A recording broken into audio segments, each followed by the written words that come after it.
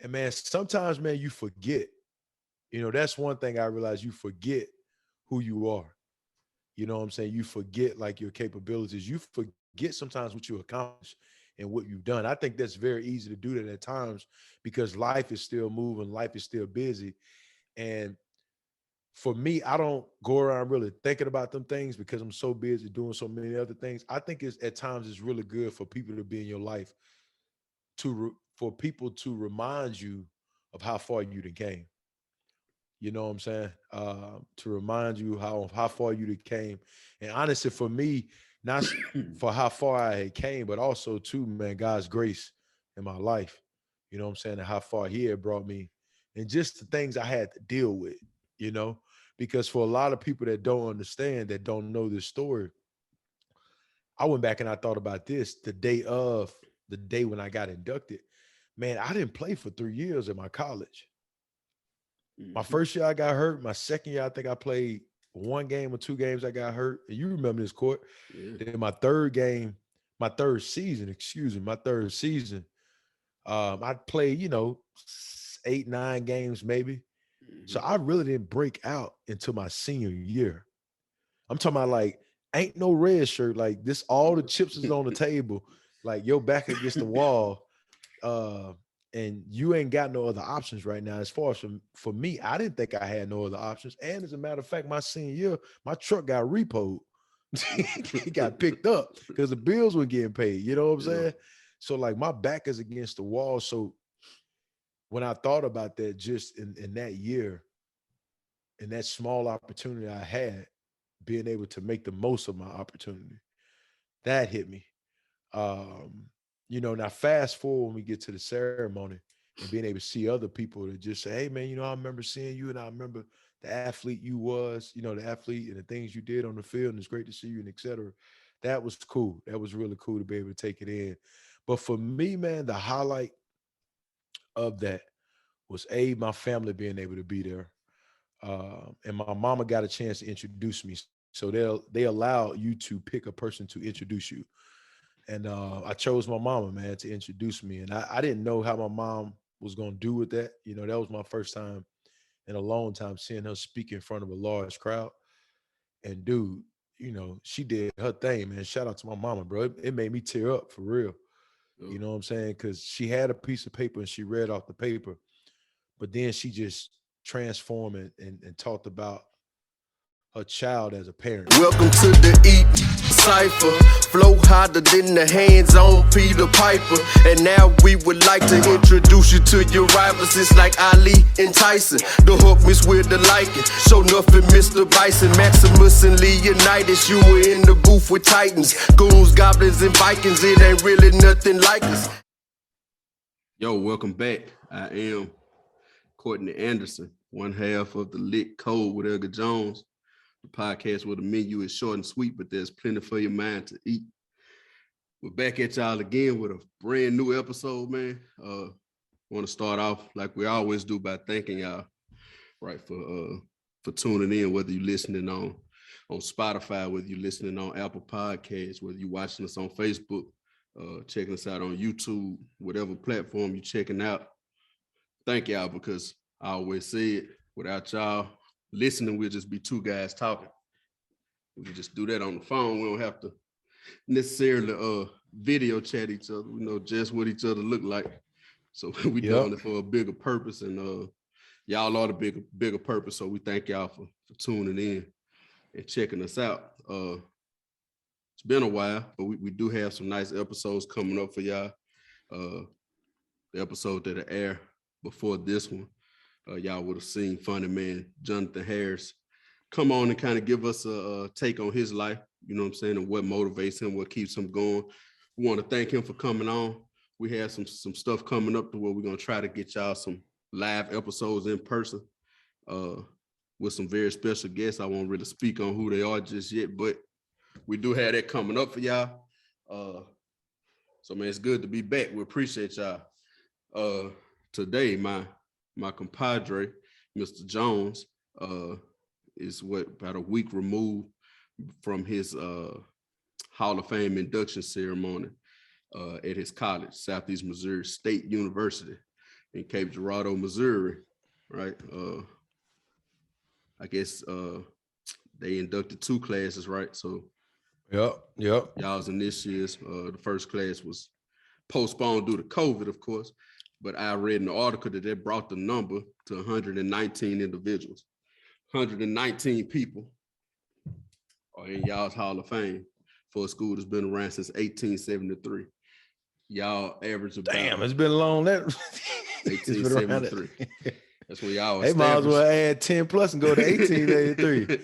Oh boy, old Cowboy show. 1873 is when y'all was established. And lately y'all been averaging about 10 to 12,000 students a year. That's y'all enrollment. So out of all of those people, out of all these years, 119 of y'all have done something that they feel like rendered y'all in the Hall of Fame. So out of all those people, hundreds of thousands of people, I could assume since 1873, you one of the 119 that's in the Hall of Fame. I can tell y'all that he's a humble guy, so it's probably taken a while for it to set in on him. But that ain't no small accomplishment, right? To be inducted into any kind of Hall of Fame, especially being from where we from. So we can play numbers again, right? When we came up through Raven, the population was about 5,000, 4,500, 5,000 according to census. Now it's around 2,500. Neither one of those numbers add up to the 10,000 people that's enrolled at his school every year. So he went to a school that was bigger than the town we're from, right? So there ain't many of us around now. So we already starting out on the bad end, right? I'm sure you had people there from New York and all over the place where it's millions and millions to crop big, right? Got a big pool to choose from. We don't have no big pool to choose from. So for him to come from where he's coming from to go to college and to do that, man, that's big. We want to give you your flowers and kudos and applaud you, congratulate you for doing that while we're here publicly. And all of y'all can too. Once this airs, y'all can throw y'all comments out there and whatnot. Special part for me was the fact that my father got to attend, right? And we talk about my dad a lot on here, and we talk about his mother a lot on here.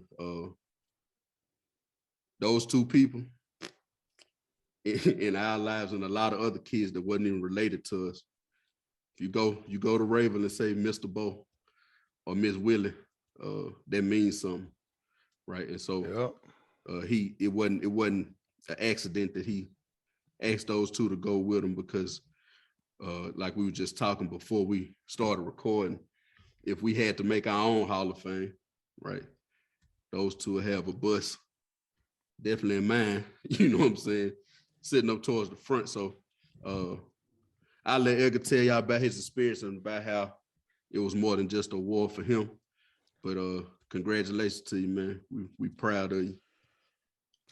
Appreciate you, man. Appreciate you.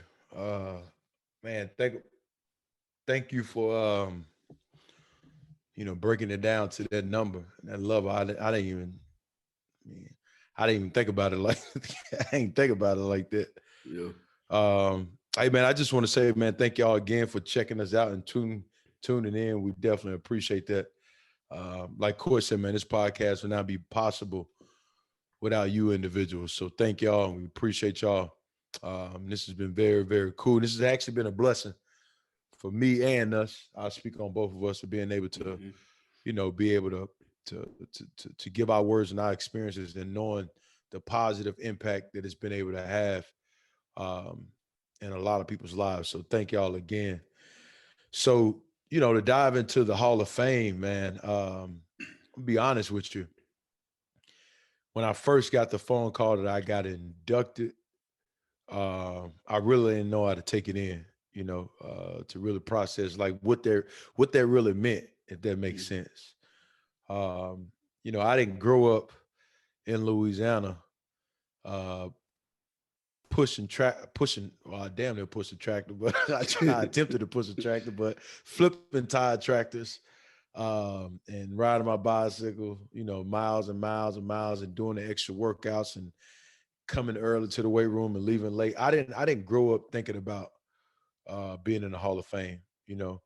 I can't even really tell you when I thought about I want to go to the NFL. I just understood the foundation and how important it was to work hard for things in life. And that was through the repetition of our family members and um, close family members, extended family members, people that worked in the grocery store, people that lived around Rayville, just, that's what, like we say, that's what we saw.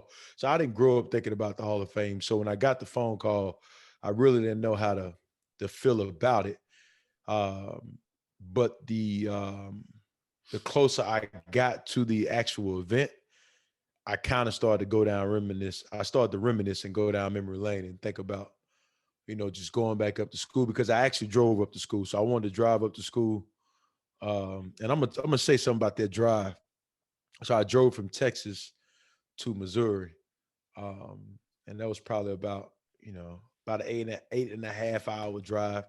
And with that drive, it was spring. It was about 73 degrees. My brother was in the truck. JW was in the truck with me on the passenger side. And man, that 8 hour drive, me and him probably said less than 100 words to each other. You know what I'm saying? We really didn't have a lot of talking to do. We talked briefly about a couple of things, but for the most part, it was no music the entire drive. It was just the windows down and the wind blowing in the hair that I do have, but just taking it in.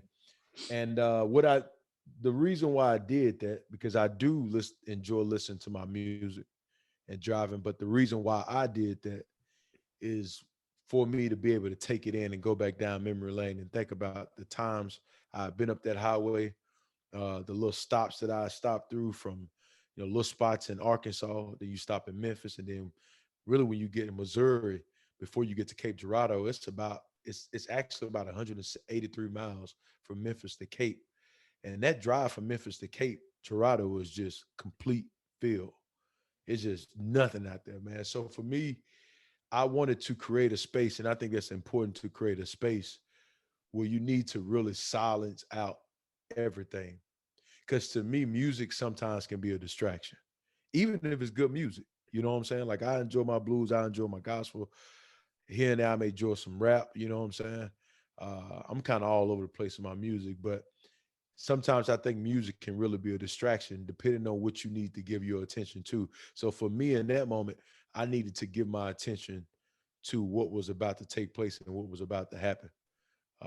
And honestly, it gave me a chance to really be in a space of gratitude, during that time, to be thankful of not for the award, not for the what I had accomplished. I think it was more so for the people in my life. I know it was for the people in my life because at that time, my mama was coming up and Uncle Bo was coming up as well. And think about them and think about my coaches and think about other people that had been in my home, that's in our hometown now, that's had a huge impact in my life.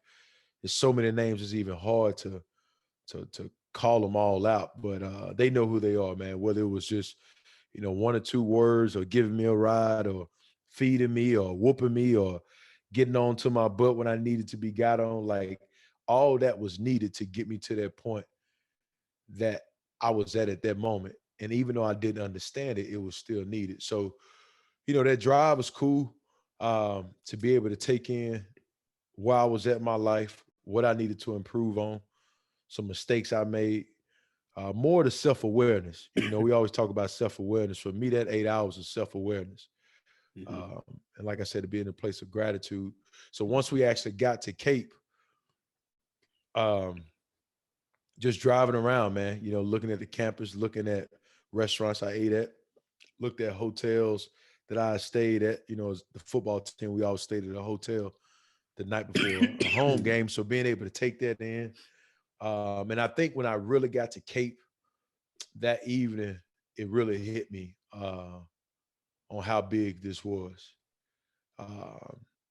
Because, I ain't walk around and think, oh, I'm about to be inducted into the Hall of Fame. That night it hit me. And the next morning, it really, really, really hit me because all the people that was getting inducted into the Hall of Fame, they had to throw a pitch out at a baseball game. So I was one of those individuals to throw a a pitch out at the baseball game. I threw the ball about 120 miles. You know what I'm saying? Fast ball, cold blooded, ice cold. Kenny Powell's cold. You know what I'm saying? Left-handed. You know, I had 3 or 4 scouts from the MLB come talk to me, and then I was like, "Nah, I'm good, bro. You know, we got the L.I.T Code. I'm straight." So yeah, man. You know, I did that. You know, L.I.T Code, illuminated, and thought I told him about that. Okay. Yeah, you know, so yeah, tomorrow, yeah. Though, we can use that contract now. We use that contract. But you know, man, from throwing that baseball out of that game and being surrounded around so many people, man, that were emotional at that baseball game, that really was, you know, excited about the opportunity. And I got a chance to see people that went to school with certain people back in the gap, and now at that present moment in time, they was able to catch back up with each other. And I got a chance to see people. And you know, I got a chance to see my coaches, man. One of my coaches, Coach McGill, who played a big part of my life, and got a chance to see a professor, one of my professors that played a big part of my life. And man, sometimes, man, you forget. You know, that's one thing I realized: you forget who you are. You know what I'm saying? You forget like your capabilities. You forget sometimes what you accomplished and what you've done. I think that's very easy to do that at times because life is still moving, life is still busy. And for me, I don't go around really thinking about them things because I'm so busy doing so many other things. I think it's at times it's really good for people to be in your life for people to remind you of how far you done came. You know what I'm saying? To remind you how far you done came. And honestly, for me, not for how far I had came, but also too, man, God's grace in my life. You know what I'm saying? And how far he had brought me and just the things I had to deal with, you know, because for a lot of people that don't understand, that don't know this story, I went back and I thought about this the day when I got inducted. Man, I didn't play for 3 years at my college. My first year I got hurt. My second year, I think I played 1 game or 2 games. I got hurt. And you remember this, Court. Yeah. Then my third season, I played, you know, 8, 9 games maybe. So I really didn't break out until my senior year. I'm talking about like, ain't no red shirt. Like this, all the chips is on the table. Like your back against the wall. And you ain't got no other options right now. As far as for me, I didn't think I had no other options. And as a matter of fact, my senior year, my truck got repoed. It got picked up because the bills were getting paid. You know what I'm saying? So like my back is against the wall. So when I thought about that, just in that year, in that small opportunity I had, being able to make the most of my opportunity, that hit me. You know, now fast forward when we get to the ceremony and being able to see other people that just say, hey man, you know, I remember seeing you and I remember the athlete you was, you know, the athlete and the things you did on the field, and it's great to see you and et cetera. That was cool. That was really cool to be able to take it in. But for me, man, the highlight of that was my family being able to be there. And my mama got a chance to introduce me. So they allow you to pick a person to introduce you. And I chose my mama, man, to introduce me. And I didn't know how my mom was going to do with that. You know, that was my first time in a long time seeing her speak in front of a large crowd. And dude, you know, she did her thing, man. Shout out to my mama, bro. It made me tear up for real. You know what I'm saying? Because she had a piece of paper and she read off the paper. But then she just transformed and talked about her child as a parent. So it was very organic, you know. So after she finished introducing me, they called my name and my wife was next to me and she tapped me on my leg. Bro, I was so choked up, I couldn't even stand up. You know what I'm saying? I was already choked up because the Major League tried to offer me a deal in baseball. Yeah, I need to choke you for turning it down. Nah, man, but then, you know, that choked me up, man. So I had to get up there and talk. But you know, my mom, man, did a great job, dude. She really, really did, man. And for me, that opportunity was for me to shine light on my mama and Uncle Bo, who was there, and my coaches. Coach, man, I can't even start with coaches, boy. I could be going. We can talk about coaches for 3 episodes, but all my middle school coaches and my high school coaches and my elementary teachers, man, it was really a chance for me to shine light on them and talk about them, because when I got inducted into the Hall of Fame, bro, they got inducted into the Hall of Fame, you know. And when I got up there and I spoke, here's the thing about it, man, and this is what I noticed about that event.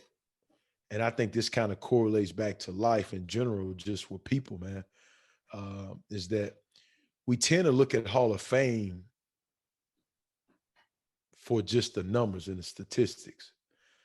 He or she scored this many points, or he scored this many touchdowns, or she hit this many home runs, or you know, the statistic side of it.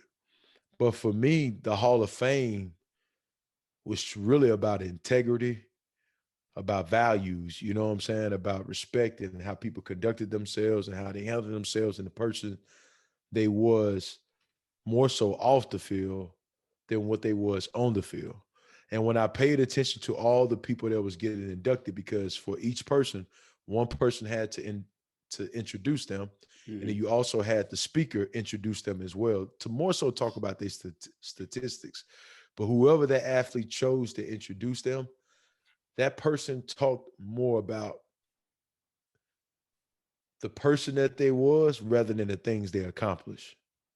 You know what I'm saying? Like, I really sat there and I listened. I was thinking about that. And I think a lot of times in life, man, we feel like we look at ourselves that we only can be this certain level, or like, well, like we don't have no worth because we base it off of statistics. We base it off how much money I got, or how many years he played in the league, or did I make it to the pros, you know? And to me, dude, really when it boils back down to the end of the day, I tell you what, if I was a douchebag, I wanted to say something else, but I'm gonna keep it. If I was a douchebag, bro, man, them folks wouldn't agree to me like that. You know what I'm saying? They just wouldn't have, bro. If I handled myself in the wrong way, I was disrespectful towards people, I really highly doubt that I would have made it in that. You know, got greeted the way I got greeted. So for me, when I took the Hall of Fame in, man, and I paid attention to it, it was more so about being able to pay back and talk and shine light on the people that had a big impact in my life. And it was also about not so much of what happened on the field, but the things that took place off the field, about how people live their lives. You know what I'm saying? That to me was like a big part of why so many people got inducted into the Hall of Fame. And when I talked about, you know, when I got out there to speak, one thing I did talk about is people got a chance to see me get sacks and make All-American, but they don't know about the people that had a big impact on my life. You know, the people that kept me in check, the people that held me accountable, the people that took a chance on me, you know. I think sometimes, man, we want all these different chances in life, but all we really need is one chance, bro. You just get the right chance, and with somebody that believes in you, man, and they see your skill set. I told y'all in 1 year, all I did is go out there and ball out in one season, and that put me on. All I had was one coach from Southeast Missouri State, Coach Tim Billings, give me a scholarship. You know, I didn't have 1,000 offers, bro. I didn't have people knocking on my door, pulling up in Ferraris, you know what I'm saying, trying to offer me all these different scholarships. I just had one person that gave me an opportunity, man. And to me, I'm gonna wrap it up when I, say this is just taking advantage of your opportunities, and all you really need is that one person to believe in you, dude, and give you an opportunity, and just make the best out of your opportunity. But that ceremony, dude, was for the people, man. It wasn't for me, dude. I mean, it's cool, they got my picture hanging up and all these different things I got. It was cool, man. But the people in my life, dude, that people that they don't know about, that I know about, that's the people that need to be known about. You know what I'm saying? Yeah, man. It's funny that you talked about what you just talked about at the end, about just needing that one person to believe, or really just needing that man in the mirror, because even those people who gave you a chance, in the day, you still had to pull through. You had to decide, I ain't gonna quit. I've been hurt. I ain't played all these years. My truck done got repoed. I got hurt again. Man, I'm quitting and going home. And if you do quit and go home, we ain't having this discussion today, right? Everything that you just got through talking about happened because that man in the mirror said, hey man, we're gonna keep going through this bit of adversity.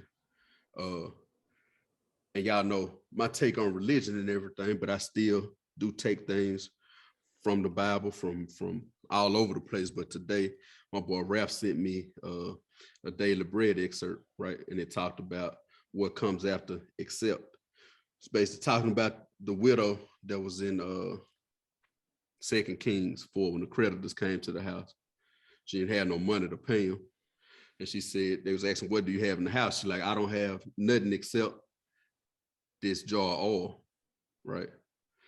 It came to pass that God performed a miracle for her with that jar of oil. It took care of everything she needed and some, basically. That's all she had. A lot of us, man, we, like Edgar just said, you think a Hall of Fame is some statistical, right? It's got to be, I'm in the Hall of Fame on my high school basketball team, or NFL, MLB, hockey, rock and roll, right? Music, some in the entertainment industry. But what about everyday life, right? Like you said, that stuff that can't be measured. If you think you got to have all that stuff, you'll start thinking less of self, but you just don't know. Self is all you really need, right? A belief in self, a confidence in self. You said it earlier. Sometimes somebody got to remind you who you are. That's because we're taught, not just through religion and stuff, but through society. We're kind of taught to be humble. And ain't nothing wrong with having humility. But think about all the bad stuff, right? All the stuff that we're not supposed to be doing. It gets glorified. People brag that all day. But then we doing great stuff and we want to keep it to ourselves, scared to brag on it. We talk about it all the time, man. Celebrate yourself. Pat yourself on the back. Get you some boots. If you get a small win, celebrate it. Ain't nothing wrong with telling, hey man, hey, don't say get no boots, because I'm about to make an impulse. Yeah, I got to, because I got a cart. I got something in the cart I need to do right now. Hey, I got some Caymans I've been checking out for the last 26 hours, boy. Man, I got 3 pair in the cart that if I hit checkout, it's gonna definitely be a comma in that in that total. So I don't need to, anyway, right. Celebrate yourself though. Pat yourself on the back. Ain't nothing wrong with saying. Some people say, man, that's bragging. So if your credit score, you can finally hit that 800, man, celebrate it. Because somebody needs to know how to get theirs there, right? You're gonna motivate somebody. Somebody gonna envy. Speaking of somebody gonna envy, right? I know that you meant to, but you didn't. But we also need to shout out all the people who kicked their ass when he was little, or laughed at him, right? Oh or man, yeah. Didn't believe, right? Because y'all probably more important than all the rest of them that did, right? You grow you grow a scab from getting cut, right? That's how you get tough skin. You grow callus on your hands from lifting weights because you tan the skin up on your hands. It was a blister at first. 3 weeks from now, you won't even feel it when you pick the ball. You won't need no gloves or nothing. It's a callus built there. So we want to shout those people out too. But the main thing I want y'all to know is if Edgar did it, right, he just so happened to do it in a lane that they have a Hall of Fame for. Who's that had the song a while back? Edgar, was it Drake? Trophies. They don't make an award for that. Trophies. Yeah. Right. People really don't make awards for that, right? For the stuff you do. Let me tell you something Edgar was doing though, right? For me personally. So I went on all of his recruiting trips with him. If Edgar had never made it to the league, I got the experience going to some bigger schools, Southern Miss. That's where you're supposed to go at first. Yeah, Tulane. It's a couple more places we visited, right? And I got to see, man, it's way bigger than Raven, right? It ain't just the LSUs, the whatever. Because we went to Southern Miss, and I'm like, man, It's look like an NFL stadium or something, man. What is this? Like kings and something. Yeah, you know what I'm saying? But you don't really hear Southern Miss that much, right? I got to see, unfortunately for Edgar, I got to see Darren McFadden and Felix Jones and Peyton Hillis play in college at Arkansas, right? Yeah. And hear the pig suey sound, right? But you was creating new experiences for me, right? Nova, your wife, all of them went down to your Hall of Fame. New experiences. My daddy got to go. Your mama got to get up and introduce you, a new experience for her. All of this built out of hard work, right? You can only experience it because how she pushed you, right? Her decided not to quit whenever y'all fell out with each other here and there, because she raising a man, so it's gonna be that point where, like, I don't want to hear that. She ain't give up though. You still her. She gonna make sure you still got what you need. And when you did want to quit, who told you was staying? She did. Ain't no coming home, right? Stay on up there. Again, if you quit though, if you give up during the time of adversity, we not having this conversation. Ain't no L.I.T Code. Ain't no NFL. You know, Edgar Jones could have still been great at something. It wouldn't be what we talking about now though, because you gave up on it. Right. So all you people who thinking, man, I can't start no business, I ain't got for $500. It's somebody who did more with less than it because they believed in self and they pushed whatever their talent was, whatever their dream was they had. I ain't got nothing except, just like that widow in the Bible. What you got after except, that's all you need, but that's it. That's it. These days, we don't have nothing except words. And I'd be damned if we ain't gonna make room for our family off of words. It's gonna happen, right? This is all this. I ain't got much beside that, but I got that, right? Damn, boy. Say that again. These days we ain't got number what? Words. That's what me and you got nowadays. That's what we trying to make a way out of words right now. But that's all we got. We ain't got much except words. What you got after except is enough. That's enough for you. Just push. So if you sitting in your room today, you listening to this, man, all I got is I ain't got nothing except my talent on the piano. Guess what? You can fly off with it. Gotta believe, gotta stay consistent. Edgar and I just had a conversation today about us staying consistent. So I don't want nobody to think this stuff is just relegated to people who you feel like are up here or on a certain type of level. It ain't. It's easy for us to get complacent. It's easy for anybody to get complacent. But you gotta keep pushing. Edgar's induction speech was about rumble strips, right? On the road. You veering off, you hear, boom, you get back in line, right? Everybody needs them, even we need them. Ray Lewis needed rumble strips. Trump, Bezos, Warren Buffett, right? We want to go to the top of the food chain. Elon Musk, right? All these people need rumble strip, right? All of them need to be wheeled back in line. And all of them came out of their mama with nothing to their name. Even if their parents was rich, they ain't have nothing. You ain't got, it ain't no rule to say your parents gotta give you what they got. Ain't no rule. Somewhere along the line, some click for them and they say, man, I'm gonna push this all the way. I'm gonna go with this. Right. I ain't got nothing except this thought that I got in my head that ain't nobody else got. I want to make Teslas, right? I want to put a hotel in space. Who else thinking about that? Nobody. That's all I got. And I'm gonna push this and make everybody else believe because I believe it that much. That's how powerful we are as people.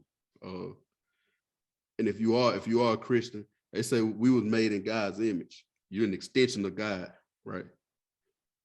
How powerful is that? Right. Why you need to be humble about that?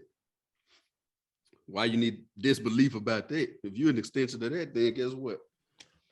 Everything possible. I know it is because that banner behind me, that was something in my mind. I called somebody and said, hey, this is what I'm thinking of for a banner, right? Boom, they put it on they drew it by hand. I called my partner, I said, I need to make this digital. He made it digital.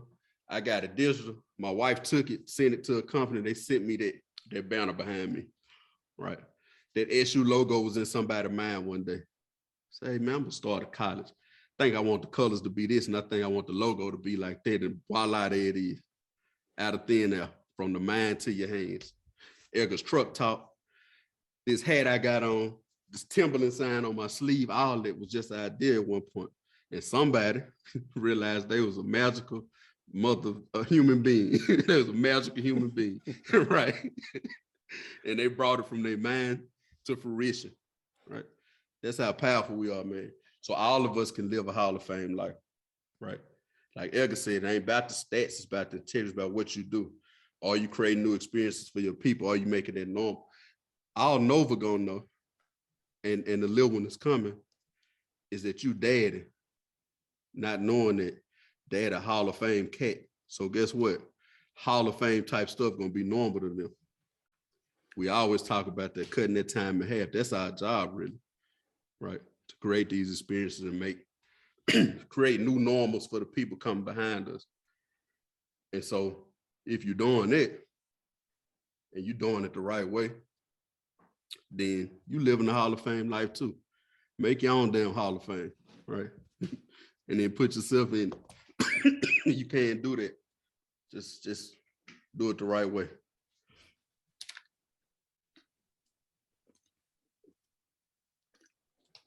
I'm gonna let that sink in for a little bit before I say anything. I was running out of wind anyway. I've been under the weather.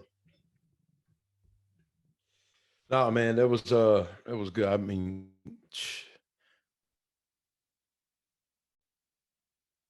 you know, at the end of the day, all we got is words and actions, bro. Yeah. And through your words and actions, you're gonna get an outcome. And with the outcome, either you can pivot, you can pause, or you can push through. And then start back over again. Or you with that outcome, you can push, and then you can pause for a second and think, and then you can pivot and turn around like, no, this ain't no good idea.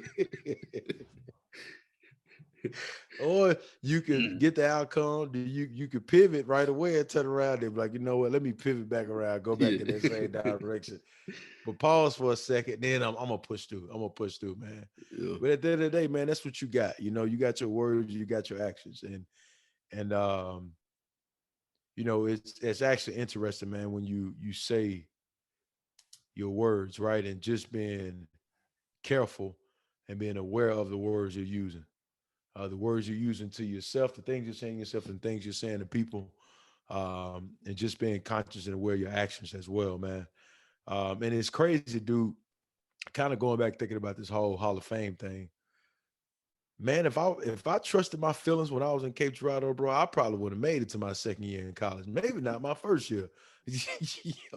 That was the other thing, man, because, you know, I sat back and I thought about it too when I first. Man, y'all got to understand, for the people that don't know, is that I grew up in Louisiana, bro. We're probably ain't get no colder than, 43 degrees growing up as a kid. And I go to Cape Girardeau, man, it's snowing, it's 15 teens, teens, man. That's what that temperature like, and it's snowing. So just that in itself I felt like I needed to leave. I felt like it was time for me to go home.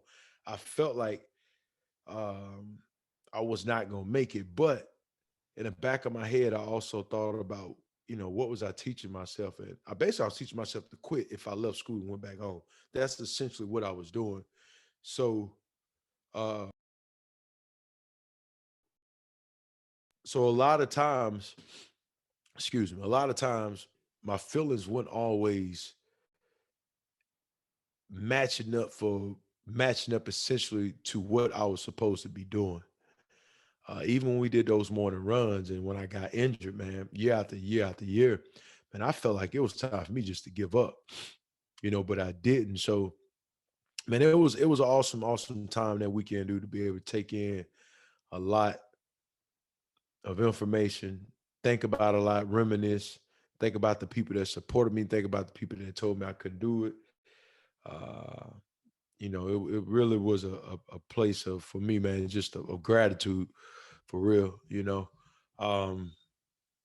like I said, man, going back to initially at the beginning of going up there, I do think it's important. I talked about this, I think, on a previous episode that we did. If you look at all religions, one thing they all have in common is being able to get along and be silent, to be able to just rest, man, to be able to disconnect. Um, and for me, that's what I really wanted to focus on that drive up. And actually, when I came back down, when I came back driving back to Texas, I somewhat did the same thing. I did the same thing of really being able to take in what just happened. Because I think also sometimes, right, like we want an opportunity to happen, that opportunity happens, you get that, whatever it is you were looking for, you were praying for. And then as soon as you get it, we just boom, go on to the next thing. Driving back, I wanted to take all that in as well. I wanted to take it in. I wanted to really let that digest and sink in for a second, and it really, for me, where I was at in my life at that moment in time, it really played a big part in helping me, man.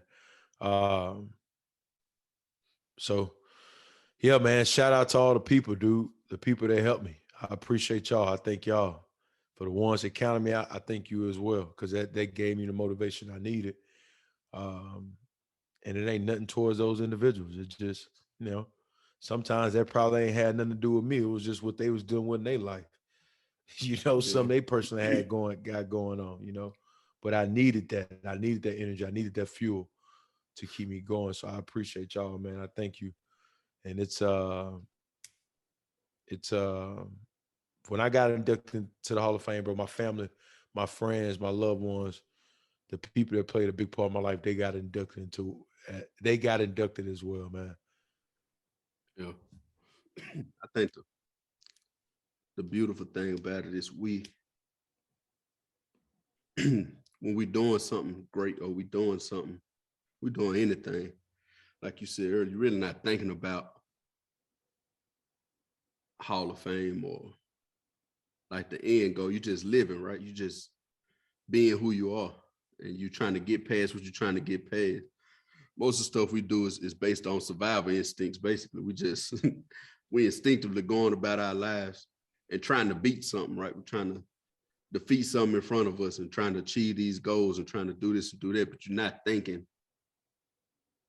or you don't even care if somebody watching or not at that point. You just doing you, right? And at that time, the guy who was there performing his senior year, the guy you are today is a totally different person than you were then. So I always talk about how we watch movies as adults that we watched when we were little, and all the stuff we pick up from it now with these mature eyes, right? So I imagine it's a beautiful thing to take that, like you talked about, taking that journey back, driving those same highways, eating at those same places, walking that campus with a totally different mindset that you had when you were there, right? It's almost like you could probably, I'm sure you were probably sitting down there, you could see yourself walking across campus like, that was that young fella right there, right? That was just trying to figure it out, just trying to figure his way, man. And luckily, you got it right. You know what I'm saying? You made the right decisions. Even when you was making bad decisions, right? The main decision was you didn't quit and you saw it through. And now this guy can come back because that guy didn't quit, right? This guy, he evolved from this guy, right? That didn't quit. Now I'm him. All religions do, or even stuff that's not religion, just old stories. You're gonna end up, the main character of that chapter is gonna end up in a moment of solitude where he by himself, ain't nobody else around. He usually off in the wilderness somewhere, and it's quiet, right? And the reason he needs to be quiet is so Big God can talk to him, so you can really see, right, what's going on and what's happening. You can find your purpose. You can find whatever it is you're trying to find.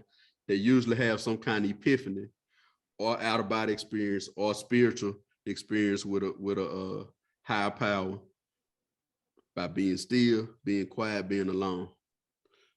Right.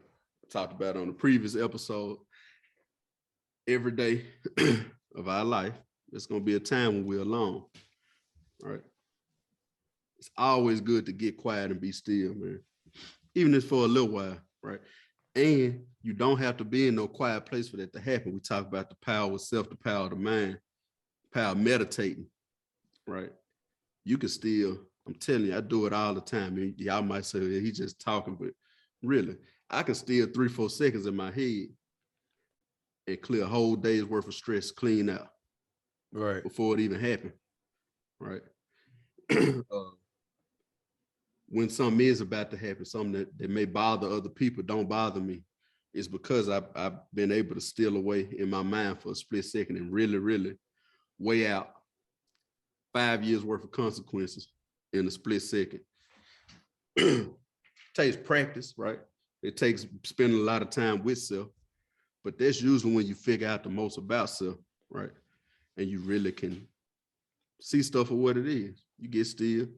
I always like to say, think about if you splashing around. I grew up on K-Buck Lane in Raven. We had a pond up the road, and my friend, my dad's friend's name was Chip. Man, his son used to go catch crawfish in that pond. And right before we jump in it, you can see where the crawfish is, right? You can kind of see the fish and stuff moving around. But as soon as we jump in it, the water get muddy, right? And the only way we could get that water to calm down so we could see what was down there to grab them crawfish and stuff was to be still. We be still for about 5 minutes.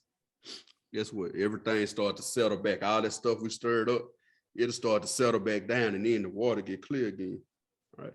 Every time you reach down there and grab one, it'll murk up a little bit, but if you be still, the crawfish get settled back to where they want to be at, the water get clear and you can see. But if you're trying to see down there, you keep moving around, guess what, buddy? It's going to get murkier and murkier and muddier and muddier, and it's going to take longer for it to settle down. So Edgar was talking about getting quiet on his trip down. I'm talking about getting quiet every day, like in your life. If chaos going on around you, I guarantee you sit still. My Bible thumpers, peace be still, right? It's all over there for you. But usually somebody's getting in the wilderness being still to see what they need to see. yeah. It was a name that came up when you was just mentioning names. I don't remember his first name, but I remember Roth, right? That was the guy in front of you at Southeastern, Missouri, right? We can kick a shout out to him too, because I know him being in front of you was pushing you to something. His name just popped in my head when you was just talking about people. But I remember that name. That's how close we were to it, because like I said, Edgar was creating a new experience for everybody. Like in our family, that was the first out to play a collegiate sport. So we were rooting like he doing something totally different. And then I shoot to college next. Unfortunately, sadly, my brother Terrence would be the first out of our family to go to college, first male out of our family to hit college. Edgar and I made 2 and 3, right? We the second and third.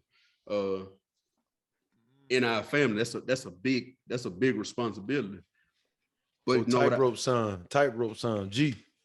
Yeah. Nick G. Yeah.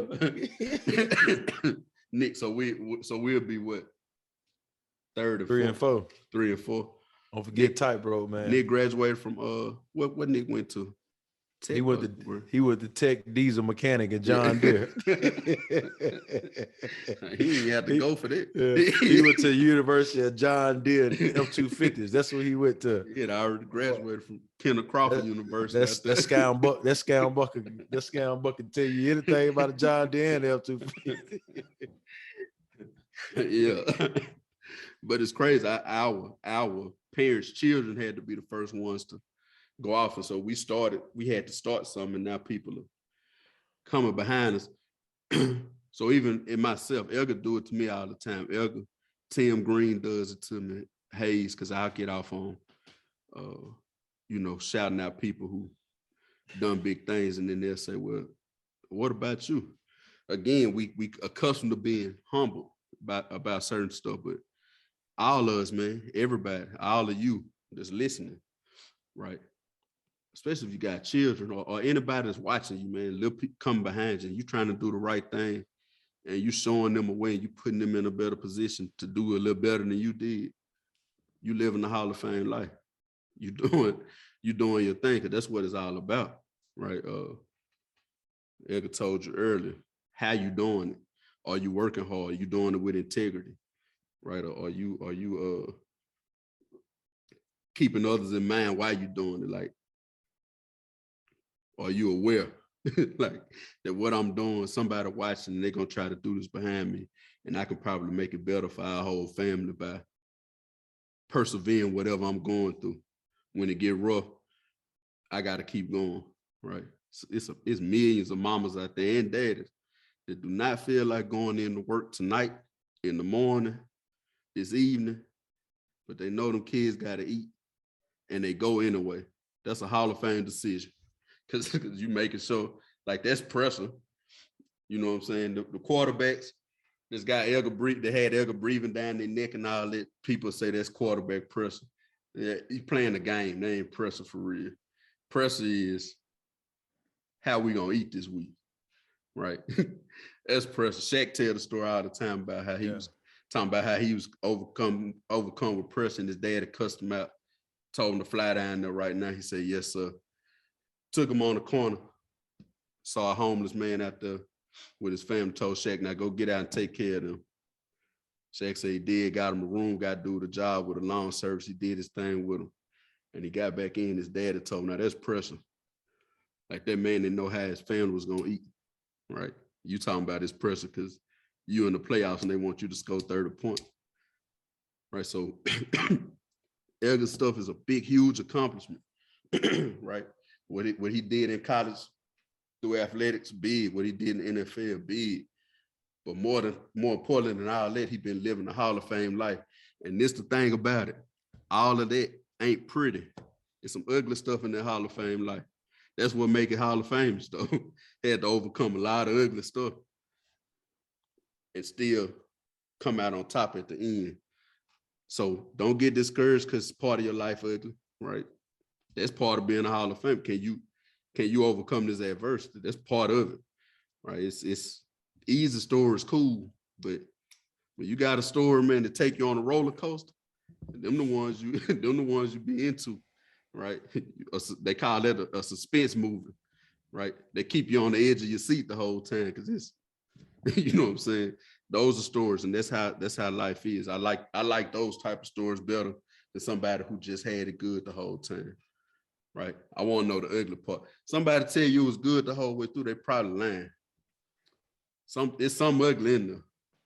And to me, aside from you being in the Hall of Fame with your college, you've been living a Hall of Fame life. And it don't stop there. We got to do other Hall of Fame stuff out in front of it.